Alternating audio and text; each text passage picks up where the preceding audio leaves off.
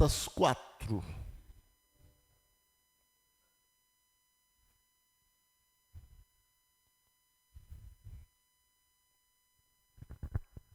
Digo, pois, que durante o tempo em que o herdeiro é menor, em nada difere de escravo, posto que ele é senhor de tudo. Mas está sob tutores e curadores, até o tempo pré-determinado pelo Pai. Assim também nós, quando éramos menores, estávamos servilmente sujeitos aos rudimentos do mundo.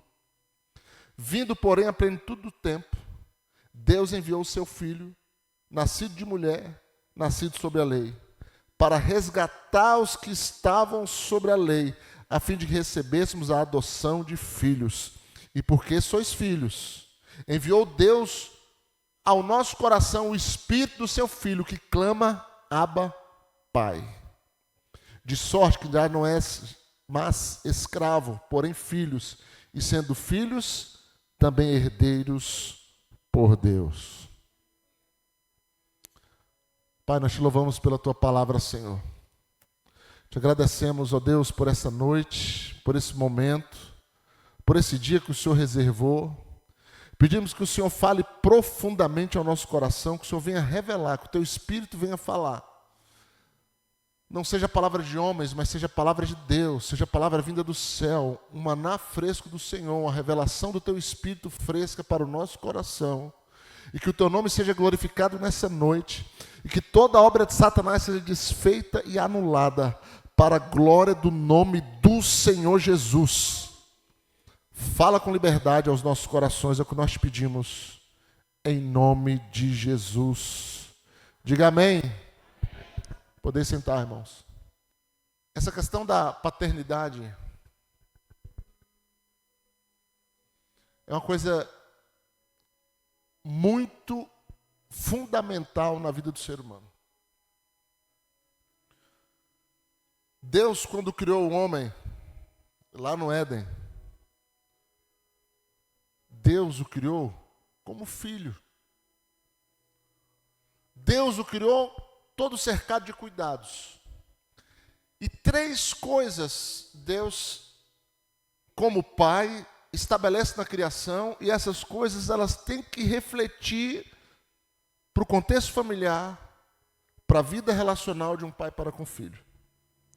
As 3 coisas que Deus estabeleceu assim que cria o homem e coloca no Éden: limites, amor e direção. Estas coisas, elas são fundamentais para o ser humano. Se uma destas coisas não foi transmitida da forma correta para uma pessoa, essa pessoa vai ter muitos problemas na vida. Quando você olha para uma sociedade, hoje a minha esposa estava falando sobre os tipos de família, e começando da família rural, passando para a família do industrial, que foi da época da Revolução Industrial, onde os pais têm que sair de casa, do contexto familiar, ficar 12 horas fora de casa. Ele perde o vínculo, a família perde o vínculo paterno, e já começa a ter reflexo na sociedade. A violência, com certeza, ela já aumenta.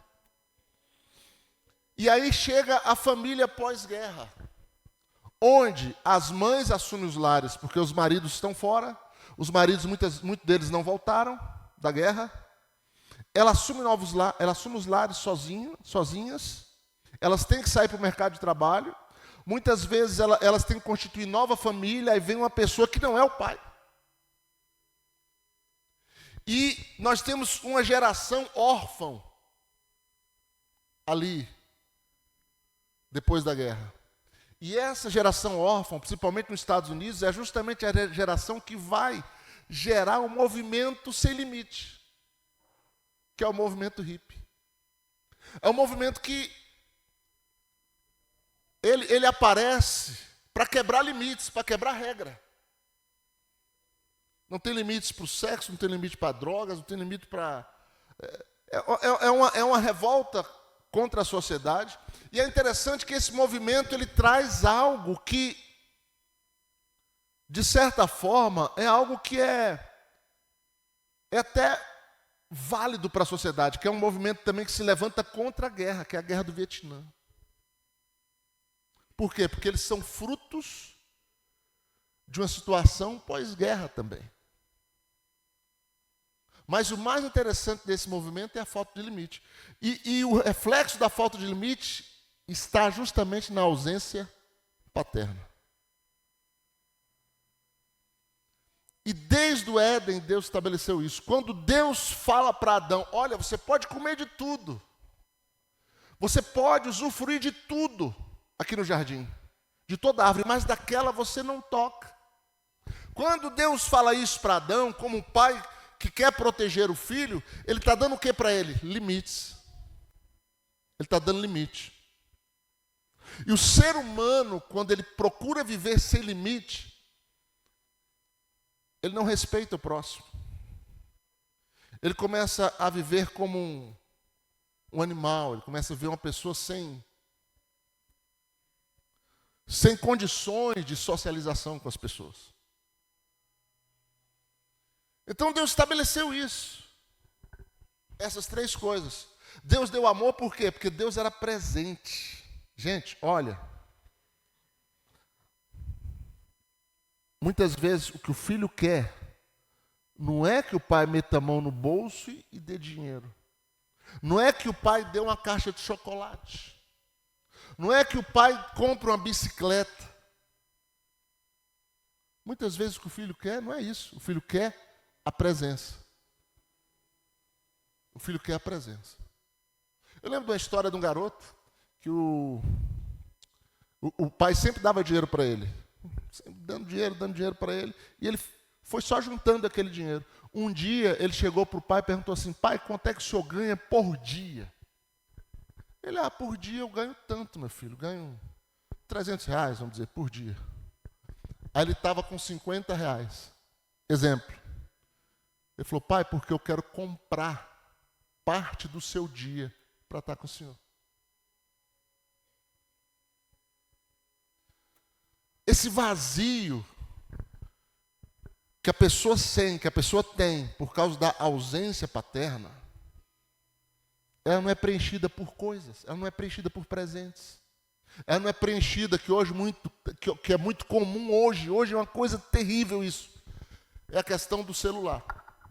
É a questão de jogar a criança no mundo virtual e tornar ela uma dependente de um aparelho, de uma tecnologia. Ela se torna dependente, como um usuário de droga se torna dependente da droga. Agora, por que as pessoas, muitas vezes, elas entram por esses caminhos de vícios? Na maioria das vezes, a alma dela está gritando para preencher uma lacuna que foi deixada dentro de casa.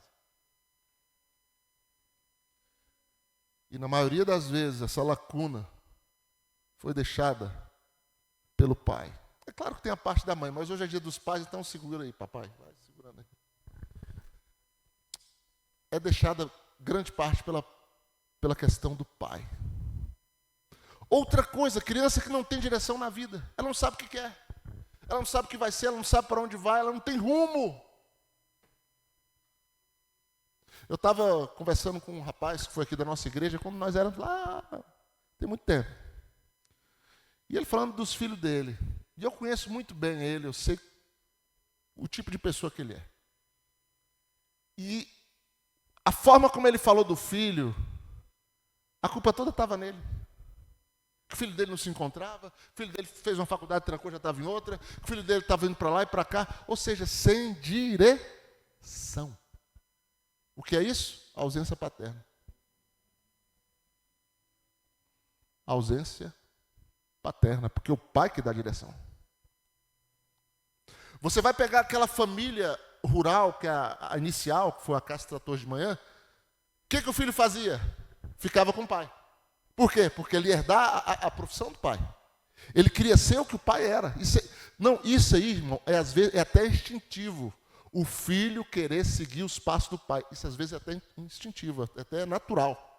Isso só não ocorre quando existe uma ruptura no relacionamento. Isso só não ocorre quando existe algo traumático entre pai e filho. Mas quando a coisa é normal, a tendência é natural, a inclinação é natural de seguir os mesmos passos. De seguir os mesmos caminhos. Só que com o distanciamento, e como a forma que os pais se relacionam com a família, isso vai tomando outro rumo. E as pessoas vão crescendo sem direção, vão crescendo, se desenvolvendo sem limites, sem proteção, que é a questão do amor. E hoje a gente vê como a sociedade está se deteriorando. E você já reparou que o que os órgãos de comunicação, o que Satanás mais trabalha é para destruir a figura paterna? É para destruir a imagem do pai. Qualquer filme que você for ver, qualquer seriado que você for ver, que retrate família, ou o pai é um idiota, ou ele é um cara totalmente irresponsável. Você vê aquela série que a galera gosta muito, eu quase nunca assisti um episódio inteiro, mas ela é até engraçada, né? Aquele desenho dos Simpsons. Quem é o Simpson? O idiota. E é a série que faz mais sucesso. E você vai observar não só questão de séries, mas questões sociais, nas escolas, no meio do governo, da política, na filosofia, a figura paterna, ela é desconstruída. Porque quando você desconstrói um pai, quando você enfraquece um pai, quando você enfraquece um homem, quando você enfraquece a figura paterna, você enfraquece a família. Quando você enfraquece a família, você enfraquece a sociedade. Quando você enfraquece a sociedade, os abutres, os animais estão livres para tomar de conta. E é assim que as coisas vão caminhando. Esse texto de Gálatas é um texto bem interessante, porque mostra como o pai trabalhava o filho para lhe suceder. Isso é tão legal, gente. O filho era trabalhado desde pequeno, sabe para quê? Para assumir o lugar do pai. Para dar continuidade. Cara, isso é muito gostoso. Isso é muito bacana. A Cássia falava hoje dos recabitas, filho de Jonadab, né? Filhos de Jonadab. Que Isaías cita eles como um exemplo dentro de Israel. Eles não seguiam a lei judaica, mas Deus tinha eles com grande estima e colocaram eles como exemplo. Por quê? Porque eles seguiam uma cultura paterna. Jonadab, que foi o patriarca daquela família, ele falou para os seus filhos: eu não quero que vocês fumem, eu não quero que vocês bebam. E ele deixou aquilo como uma lei para a família. E aquilo foi seguido de geração a geração. As gerações foram respeitando aquela cultura, aquele ensinamento, aquela orientação. E aqueles filhos de Jonadab, eles se destacaram. E Deus honrou a sua geração. Por quê? Porque eles honraram os desígnios do Pai, que era justo. Então isso é muito bacana. E você vai olhar para esse texto, desde do início, o objetivo do pai era preparar o filho para continuar. Então, ele pegava o filho, contratava os melhores ensinadores, homens capacitados, para aquilo que o pai não conseguia transmitir, esses homens iam acrescentar. Eram os tutores, os curadores. Sabe por quê? Porque olha só, isso aí retrata muito, muito com a gente, sabe? Versículo 1. Isso retrata muito a nossa situação. o texto começa dizendo assim, ó, quando o filho é pequeno, ele não está preparado para assumir a casa, ele não está preparado para assumir os negócios do pai. Então, quando ele é pequeno, ele e o escravo é a mesma coisa. Sabe por quê? Porque ele não tem preparo. Quando o herdeiro é menor, em nada difere do escravo, posto que é senhor de tudo. Ele é senhor de tudo, mas ele não tem condição de assumir. E o pai nunca dava para o filho aquilo que ele não tinha condição de assumir. Isso. O pai nunca ia colocar nas mãos do filho se ele não visse que o filho tinha capacidade. Por isso ele preparava o filho. Gente, isso é a mesma coisa que Deus faz conosco. Às vezes a gente quer estar em altos níveis com Deus. Às vezes nós queremos ter coisas e mais coisas. Às vezes nós insistimos em bênçãos, em isso e aquilo. Mas, querido, se você não estiver preparado, saiba de uma coisa. Deus, que é um pai perfeito, Ele não vai te dar. Enquanto nós não formos preparados e treinados para assumir posições em Deus, para assumir o que Deus tem reservado para nós, que é o melhor, mas nós temos que estar preparados para assumir isso. Nós temos que estar preparados para entrar. Sabe por que o povo não entrou na terra prometida? Aquele povo que saiu do Egito? Porque eles não estavam preparados para entrar. Teve que entrar outra geração. Aquela geração que saiu, ela não entrou. A que entrou foi a geração posterior. E Deus disse para aquela geração: eu levei vocês pelo deserto para ver o que estava no coração de vocês. Olha como Deus trata o irmão. Olha, o pai que não conhece o coração do filho não é pai. O pai que não consegue sondar o coração do filho e saber exatamente o que o filho está desejando, pensando, ou o que ele está se tornando, não é um pai presente, é um pai ausente. Ele não consegue identificar. Já viu aquele pai que todo mundo sabe e já conhece, já viu o perfil do filho e sabe como para que lado o filho está inclinando, mas o pai não sabe? Sabe por que ele não sabe? Ah, porque ele é o último a saber. Não, ele é o último a saber. Ele é o último a saber mesmo, porque ele é o que está fora de tudo. Ele não está dentro daquele contexto. Então ele não vai saber mesmo, ele não acompanha. Ele não sente o coração. Mas Deus sente o nosso coração. Deus conhece o nosso coração. Deus sabe o que passa na sua vida. Ele é um pai perfeito e Ele vai te conduzir da melhor maneira.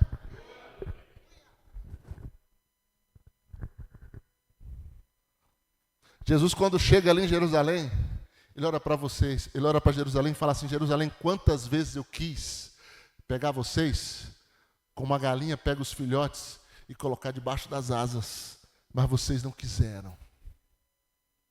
Deus, Ele quer nos proteger, Ele quer nos agasalhar, Ele quer nos guardar, Ele quer nos conduzir, só que Ele não força, Ele não vai forçar nada com você.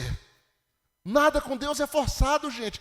Gente, amor forçado é estupro, não é amor, é violência. Deus não vai forçar. Você lembra do filho pródigo quando ele vai embora? Você acha que o pai vai impedir dele ir embora?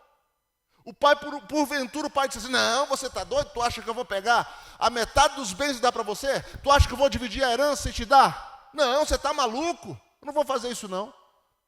O pai não fez isso. O pai olhou para ele e falou assim: tu já tem idade, é isso que tu quer? Tem certeza? Tem, então toma. Toma. Você não quer? Ele não proibiu, mas ele sabia: esse menino vai se quebrar todo. Esse menino vai arruinar a vida dele com essa decisão. Eu já sei o que vai acontecer com ele, porque eu tenho experiência e eu vivi para isso. Mas eu vou deixar ele ir, porque ele precisa passar por isso. E depois, quando ele voltar, eu estarei pronto para receber ele. O pai sabia que ele ia voltar, porque aquilo não ia dar certo, era o plano mais idiota do mundo. A Bíblia já diz que herança antecipada não é abençoada. Ele queria antecipar a herança.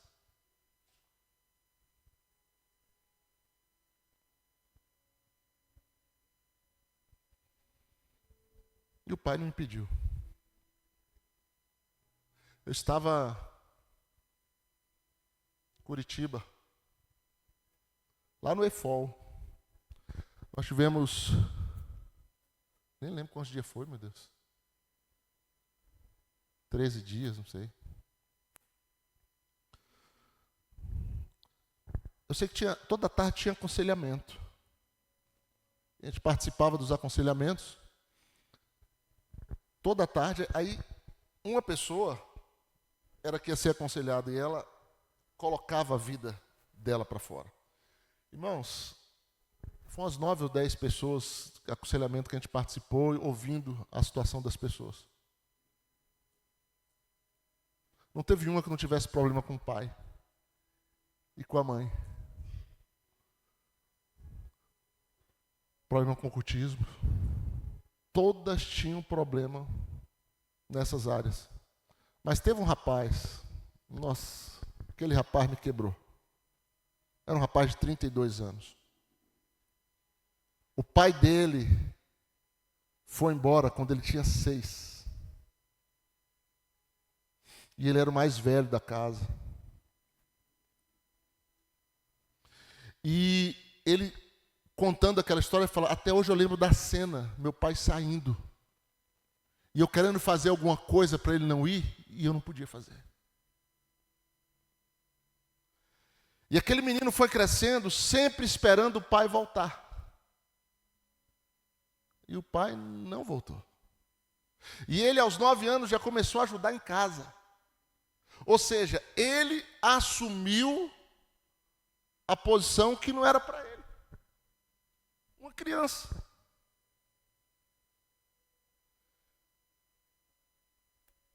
Eu sei que ele tentou de todas as formas se aproximar do pai. E ele contava isso, irmão. Nossa, pensa numa pessoa sofrida. Se desmanchando em lágrimas, contando a vida dele.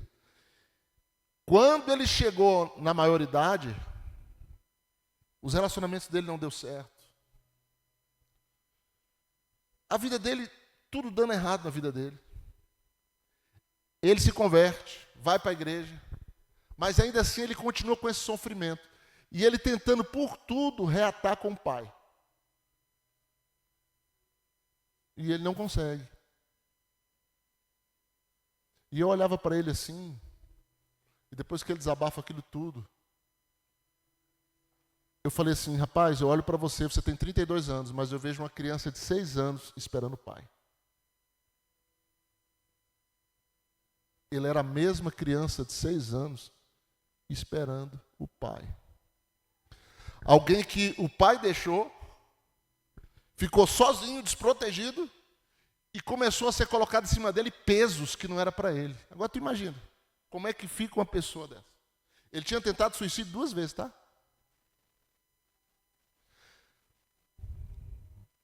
E aí vai sendo colocado pesos em cima de uma pessoa que não é para ele. Porque ele não é o pai, ele é o filho.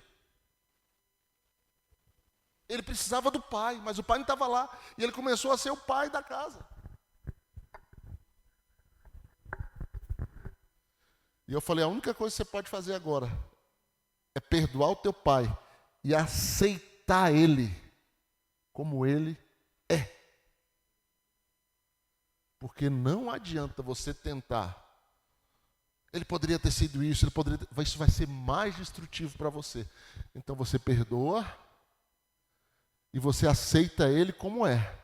E na primeira oportunidade que você tiver, você vai falar, olhando nos olhos dele: pai, o Senhor me abandonou. Pai, o Senhor me deixou na hora que eu mais precisava. Pai, o Senhor foi ausente em todas as fases da minha vida.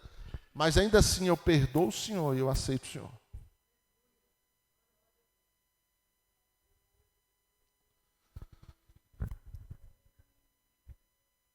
Então essa questão, irmãos, olha, ela é muito sensível. Eu sei do que eu estou falando, porque eu perdi o meu pai faleceu. Eu sou filho de pai velho, né? Então sou filho de pai velho. Meu pai faleceu, eu tinha 8 para 9 anos de idade. Minha mãe fez o melhor que pôde, mas eu sei que não tem como, aquele buraco fica. Aquele buraco, você se sente desprotegido, ainda mais eu que eu não tinha irmão, só tinha irmã, e era tudo mais velha que eu, se casaram, eu fiquei só. Então, quer dizer, você se sente 2 vezes protegido, porque você não tem um irmão mais velho para te proteger, e você não tem o seu pai.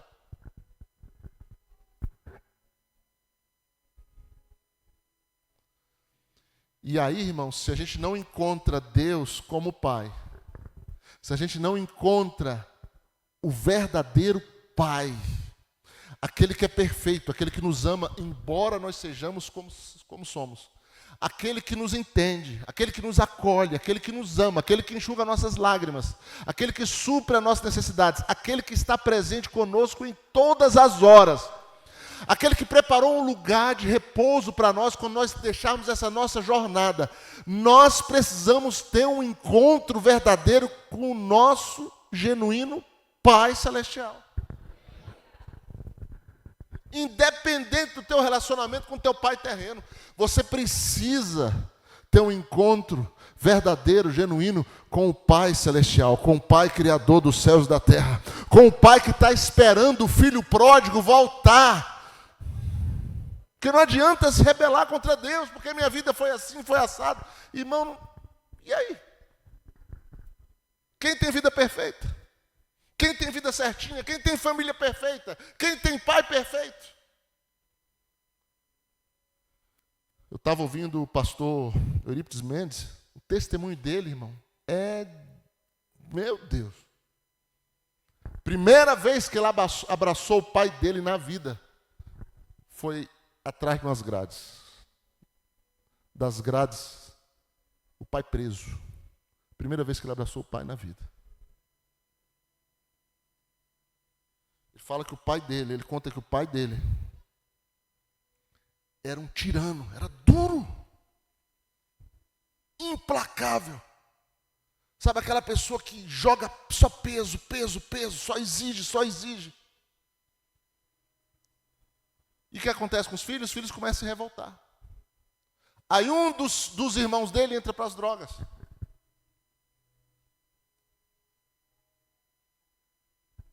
E o pai dele matou o próprio filho. O irmão dele drogado. O irmão dele drogado foi morto pelo pai. Ele se converte. Pastor Eurípides se converte, encontra com Jesus. Deus começa a ministrar na vida dele. E fala para ele, você tem que perdoar seu pai. Você tem que ir atrás do seu pai. Você tem que se reconciliar com seu pai. E ele conta no seu testemunho que a primeira vez que o pai dele deu um abraço nele, ele abraçou o pai, foi através da grade de um presídio. Mas para a glória de Deus, aquele coração daquele homem, que não soube ser pai, não teve estrutura nele, nenhuma para isso, o coração daquele homem foi quebrado, foi amolecido. E apesar das loucuras que ele fez, ele pôde ter um encontro com Jesus.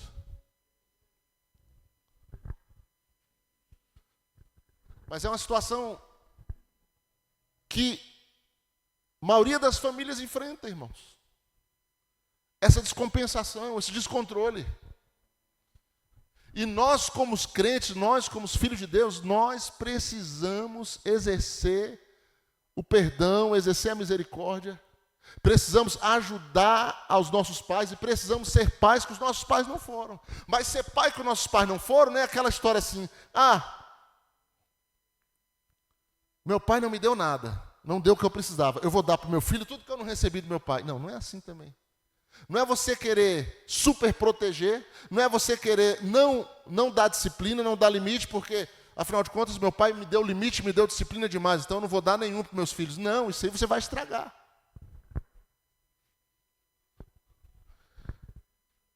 É você saber que tudo tem a sua medida.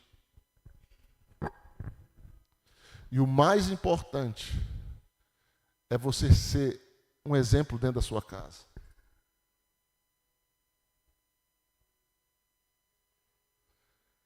Eu sei que o que o pai faz ali em Gálatas 4? Ele contrata tutores, curadores para treinar o seu filho.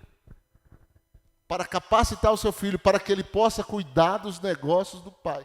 Então o pai vai, o tempo todo ele vai investir no filho. Ele vai investir tempo, ele vai investir dinheiro, ele vai investir conselhos, ele vai investir presença. Eu acho muito bacana, você vai ler o livro de Provérbios. Nosso livro de Provérbios é maravilhoso. Ele vai dizer assim: filho meu, atenta para o conselho do teu pai e não despreze a orientação da tua mãe. Filho meu, quando eu era tenro, pequeno e andava com meu pai, ele me dizia isso e aquilo. Nossa, é lindo. É muito retrato de relacionamento de pai e filho. Que era Davi e Salomão. O relacionamento dos dois, entre pai e filho. E é interessante quando Davi está para morrer, ele chama Salomão até a sua cama. Ele está ali nos seus últimos momentos.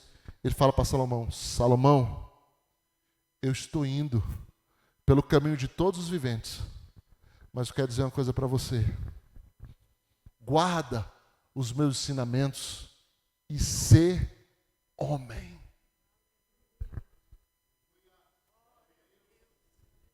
E ser homem.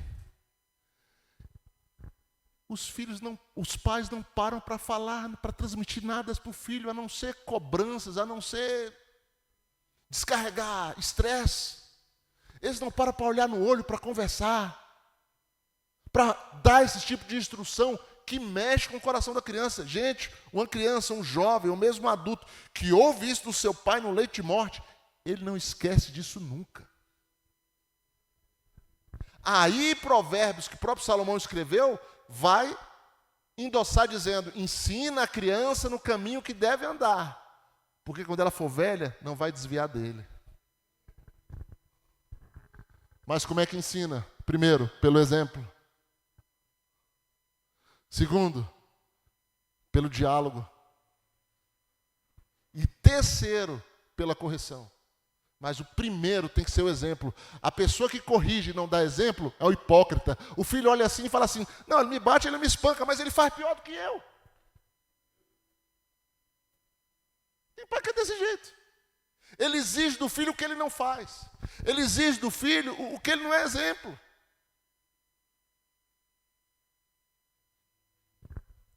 A gente tem muito que aprender, a gente tem muito que se converter, irmão.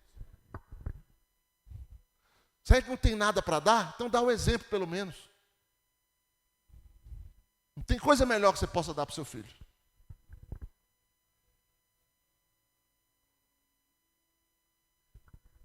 O exemplo marca. Então ele vai cuidando do filho. Quando chega no determinado momento, que ele vê que o filho está amadurecido, que ele vê que o filho tem aprendido tudo que os curadores, os tutores têm passado, que ele vê que o filho está interessado pelos negócios do pai. Quando chega o momento que ele vê isso, ele reúne toda a família, reúne todo mundo, reúne os amigos.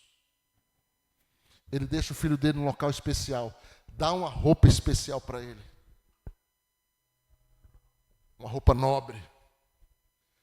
E no auge daquela festa, no auge daquela reunião, ele chama o filho. E quando o filho entra, ele tira o anel do dedo dele. Aquele anel que representa a autoridade. Aquele anel que representa a tradição da família. Aquele anel que representa toda a cultura da família. Ele tira o anel do dedo e coloca no dedo do filho. A partir daquele momento, o filho responde pelos negócios do pai. A partir daquele momento, o filho representa o pai. Gente, quando Jesus diz assim: eu e o pai somos um, ele é representante do pai aqui na terra.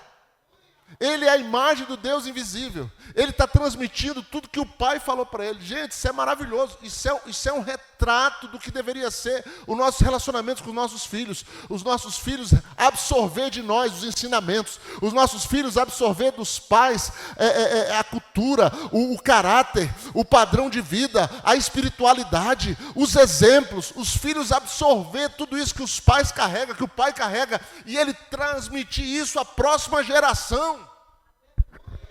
Gente, sabe como é que... Gente, olha só. Amanhã a gente vai dar aula sobre bibliologia aqui, no curso. Não existia Bíblia no tempo de Abraão, irmãos. Não tinha Bíblia no tempo de Noé. Não tinha Bíblia. Não tinha um livro de orientação de Deus para o homem. Não tinha. Como é que isso era transmitido? Pelos pais. Pelo pai. Era o pai que transmitia.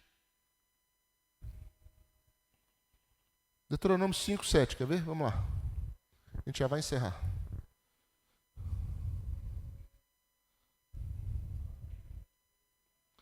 Meu pai não transmitiu nada. Meu filho, eu sei, mas foi a sociedade que foi caminhando para isso. As famílias foram empurradas para serem disfuncionais. E ninguém cumpriu o seu papel direito. Infelizmente. O que a gente tem que fazer agora? Mudar a nossa história. Mudar a história da nossa geração. É isso que nós temos que fazer.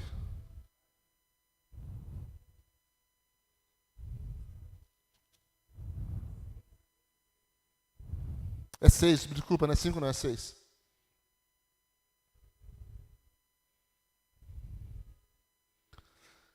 Versículo 6:6. Deuteronômio 6:6.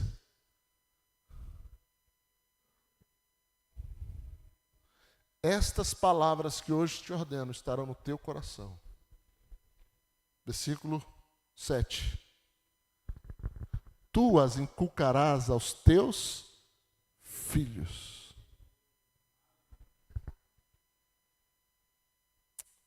Irmãos, sabe o que está sendo inculcado nos filhos? Pelos pais da igreja. Sabe o que está sendo inculcado? Inculcar é colocar na cuca. Aqui na cuca. Não é aquela lá daquelas coisas feias lá, não. É essa aqui. Colocar na cuca. Inculcar. Sabe o que está sendo inculcado? Rede social. É isso que está sendo inculcado. Os pais crentes que carregam esse tesouro aqui. Gente, isso aqui é um tesouro sem igual, irmãos.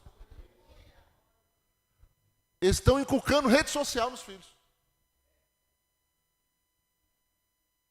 O que se colhe disso? Se eu planto batata, eu colho batata. Se eu planto abacate, eu colho abacate. Se eu planto rede social, eu colho rebeldia. Eu colho comportamento indevido. É isso que eu vou colher. Tu as inculcarás aos teus filhos. Tu as inculcarás. Quem vai inculcar? Primeiramente, o pai, porque o pai é o sacerdote. O sacerdote da casa, o pastor da sua casa é você, pai.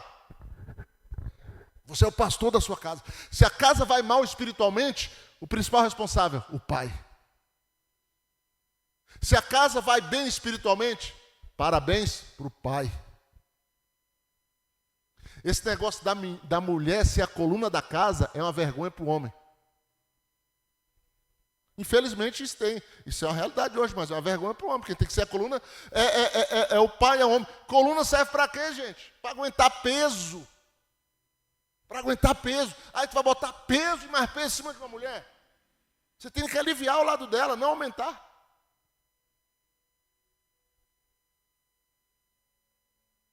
Quem vai fazer isso? É o pai.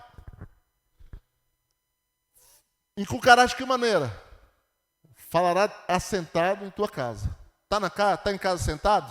Vamos conversar um pouco aqui. Fala da Bíblia, fala das coisas de Deus. Fala daquilo que é espiritual.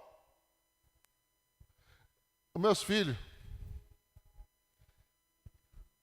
até os 7 anos de idade, vocês vão até achar graça disso. Até os 7 anos de idade, eles não sabiam que televisão existia. Sério? Sério. Estou falando sério. Você não tinha televisão em casa, não? Tinha televisão em casa. Mas o que eu passava na televisão era só DVD e fita. DVD e fita. Inclusive, quando ele descobriu televisão, começou a passar algumas coisas, ele queria que voltasse. Eu falei, não, meu filho, aqui não volta. Aqui não volta. Na fita volta. No DVD, aqui não volta, não. Aqui o negócio vai embora. Mas até os 7 anos, a televisão deles era fita, DVD. E tudo bíblico, irmão. Até hoje eu tenho. Eu estou com uma caixa lá em casa, assim. Ó. Tudo bíblico. Ele sabia a história de trás para frente, frente para trás. E qual era a brincadeira deles? Qual era a brincadeira deles? Eu sou Moisés, você é Arão. Vamos lá no faraó. Pegava um cabo de vassoura, dava para o Tiago. Aí, os dois, um do lado do outro. Ele falava assim, balão, choque casado. Mandava jogar a vassoura, ele jogava. A brincadeira deles era essa. Era Sansão, era Daniel, as brincadeiras deles eram assim. Davi. Menino, não diga isso aí não, menino, calma. Eles só brincavam dessas coisas, irmão. Onde é que eles estão hoje? Estavam aqui, ó, os dois, no altar. Nunca saíram da igreja, nunca. Tu as inculcarás. Assentado em tua casa, andando pelo caminho, andar a volta. Até hoje, gente, a gente conversa de vários assuntos, mas o assunto predominante, não, mas eu que sou pastor, a gente sempre tem algo para falar. No que diz respeito à Bíblia, no que diz aquilo que a gente vai tendo experiência com Deus. Eu vou falando com eles, sempre, sempre. O assunto nunca muda. É assunto demais. Deus é inesgotável. Você tem muito para falar dele, por mais que você fala, ainda tem muito para falar.